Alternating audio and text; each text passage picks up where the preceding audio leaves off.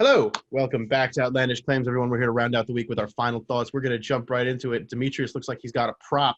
So, Mr. Tuberculosis. Oh, that's not what TB means. It means Tampa Bay. And also, why don't you lead us off?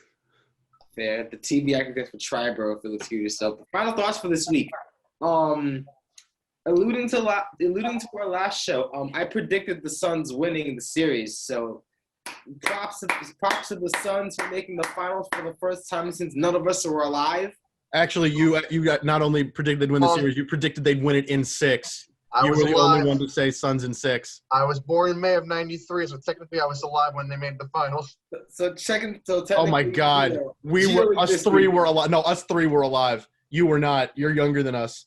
I was born in February. I was not alive either. No, he wasn't. November. So, oh, yeah. Really? Oh, okay. Yeah. All right. So this half of the screen basically was alive for it. Mm. We were also alive for the Montreal Canadiens' last cup. So, ironically enough, 1993, if I'm correct, were both the years the last time the Suns and the Canadiens were in any sort of final. That's correct. So big ups to the 90s. We're back. True. Okay. His final thoughts was just him bragging about getting the Suns pick right. I love it. I absolutely love it. That's fantastic. Well, I was about to say, I think I could follow up on that nicely because speaking of the Phoenix Suns, we have the Phoenix Suns 8s here to represent the Phoenix Suns getting to the finals. You know what I'm saying? Y'all know how I do with my kicks, king of kicks on this show. I think that this arguably could be the biggest run for a superstar who has yet to win a championship in NBA history. And I'm talking about Chris Paul. We are talking about a guy. I was going to give you a segue in there because we were talking about it. You agreed with Kendrick Perkins. Yes, I did. I said that this is one of the most impressive runs to the finals in history. And I'd never agree with whatever Kendrick Perkins says. So that's news for you, okay? Ironically, it's cloudy today because we agreed. Anyways, yeah, That's why it's 60 degrees after a whole week of 90s and 100. Hell has frozen over. Right. Yeah. There's not much you could say about exactly. There's not much else you could say about the Suns. I mean, they literally are strong everywhere. From the front office, James Jones, Gio's been quick to point that out. Shout out to Gio for that one. Monty Williams, Coach of the Year candidate, a legit big three with CP3, Devin Booker, who's a young Kobe, and DeAndre Ayton, who is a man. And who do we think they're going to be facing? I mean, I thought about pulling out my Chinese New Year 5s to represent the Atlanta Hawks, but instead I'm going to pull out these Mocha 3s, the Milwaukee Bucks, man. You know what I'm saying? The Milwaukee Bucks, that Theater Dia movement. Something tells me that even though the Hawks I have winning tonight, Game 7 is going to be crazy in Milwaukee. And unlike the Sixers, the Bucks have guys who are capable of closing on that team. So we're going to see what happens.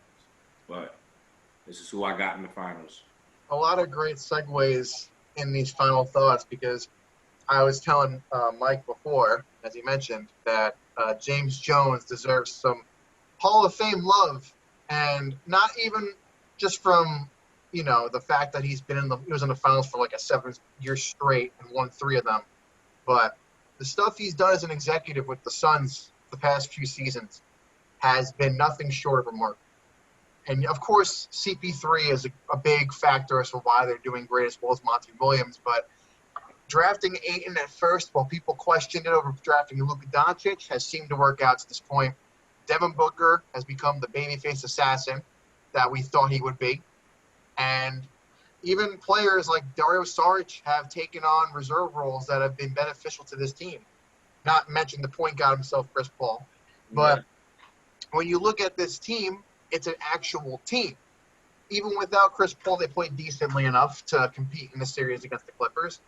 And, with that, it makes you think that, LeBron being LeBron, you thought, all right, he's just, holding LeBron's jockstrap to a couple of championships. But no, just like Ty Lue proved that he was a good coach this year, James Jones has been proving that he's good in his own role in management. So I give kudos to him for really, not just being executive of the year, which we already talked about this year, but just being able to develop a team that nobody thought. Nobody here, no experts thought that was going to go this far in the playoffs. Can I just add one thing to that? Yeah, go for it.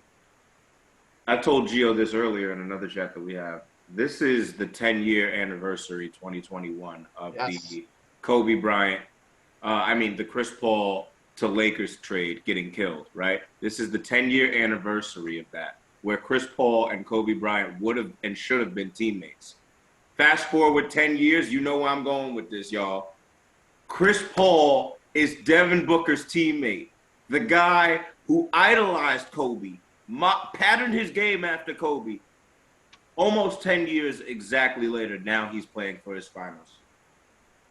They're playing in the finals. All right, well, for my final thoughts, I got a couple of things I'm going to say that we're going to cover next week's episodes, so I'll make them very brief. First of all, the Tampa Bay Rays, what the hell are you doing? I know you lost Glasnow, but it's not like you forgot you were able to, hit the ball. Glasnow wasn't hitting for you. Glasnow wasn't scoring the runs. What the hell happened to you? 2 runs in 2 days against Toronto? Now, I understand Alek Manoah, but still. It's Ross Stripling today, guys. What's wrong with you? On the other side of things, Tampa Bay Lightning, in a positive way, what the hell is happening? You're making Montreal look like a JV team. Very good job. And finally, yay, Josh Gordon. Hope you can come back. And on a more controversial note, Sha'Carri Richardson, really awful that you are not allowed to compete.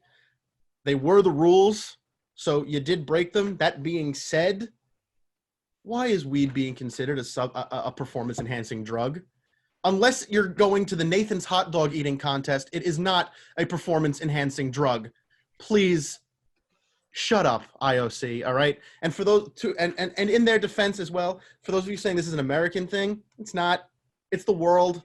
It's the entire world saying that weed is a performance-enhancing drug.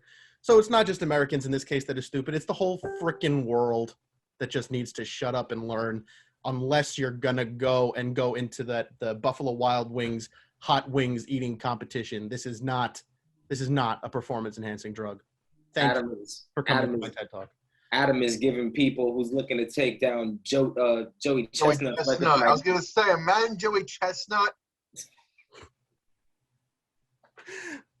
I am here to educate people on the wonders that are weed. And for those of you who are wondering, no, my stomach is natural. It's all natural. I've never used performance-enhancing drugs to get my stomach this large. I am just that fat.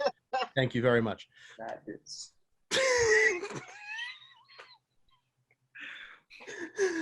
That is our show for today. I don't think I've ever made them laugh this much in like a 30-second time span. This is fantastic for me. We'll be back next week with a whole bunch of stuff, including some very disturbing news and controversial stuff, but also fun times where I get to try to stump Gio with baseball facts. Make sure you're there. We'll see you then. Yeah, you, Gio. Yeah, you. Yeah, you. You talking to me? I am talking to you. Yeah, with the gabagoo. With the gabagoo. So what? No eating?